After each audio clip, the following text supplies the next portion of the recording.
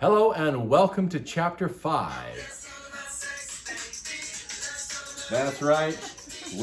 Hold on. We're talking about, I got all excited there, physical intimacy. Hooray!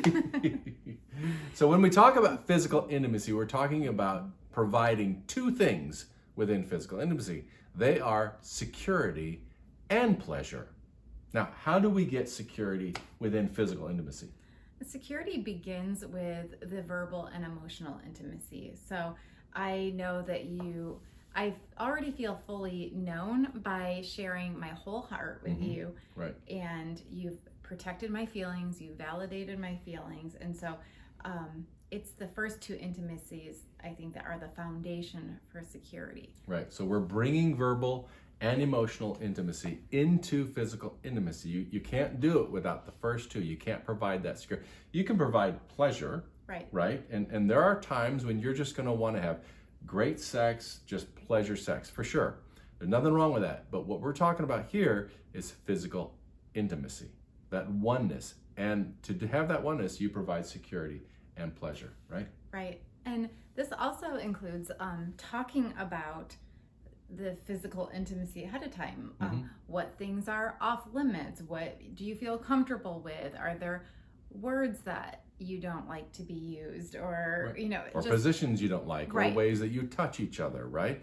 So you bring that vulnerability, that verbal vulnerability in. You're having great conversations in bed, really.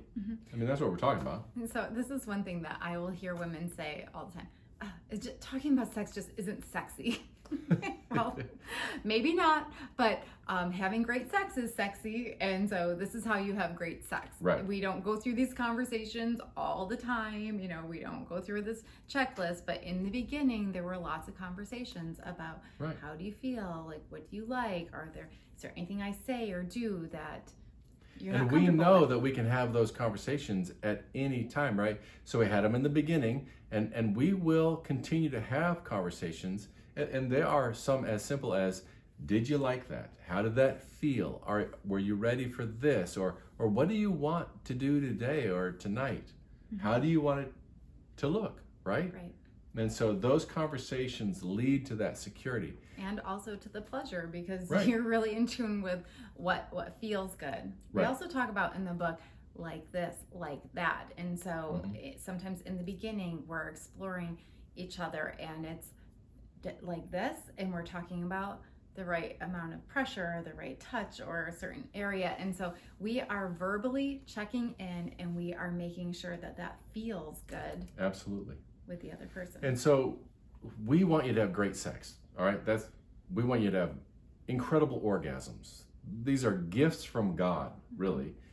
But it's so much more than just sex, right? Physical intimacy includes a gentle touch. We talk about non-sexual intimacy.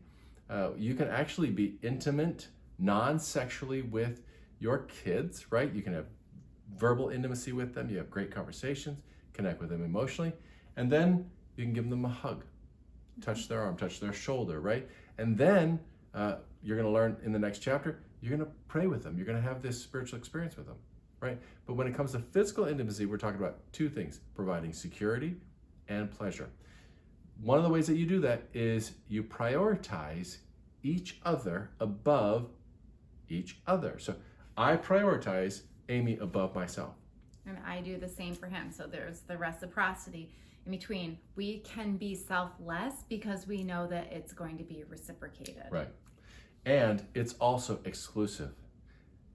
I don't even come close to another woman.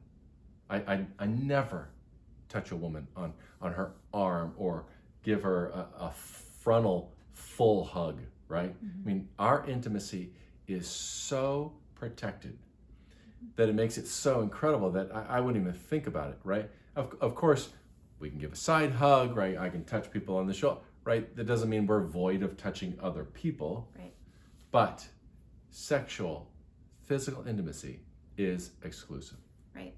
So sex is more than just the climax and the orgasm. It involves intimate touch, and that can be massages. It can be just when Roy's driving and I do this on the back of his neck. our legs start shaking and we veer off the road. No, we're just there's a oneness, there's a closeness, like where people can look at us across the room and know that we are lovers. That's a term that we use. We want to be great lovers. That doesn't mean just in the bedroom. It just means we want to show that full expression of love. Right. So as you read through this chapter, you're going to see a lot of ways on how to develop physical intimacy. In this summer, we just wanted to cover provide security and pleasure to develop physical intimacy, and you're going to have a great time. So, thank you. Bye-bye.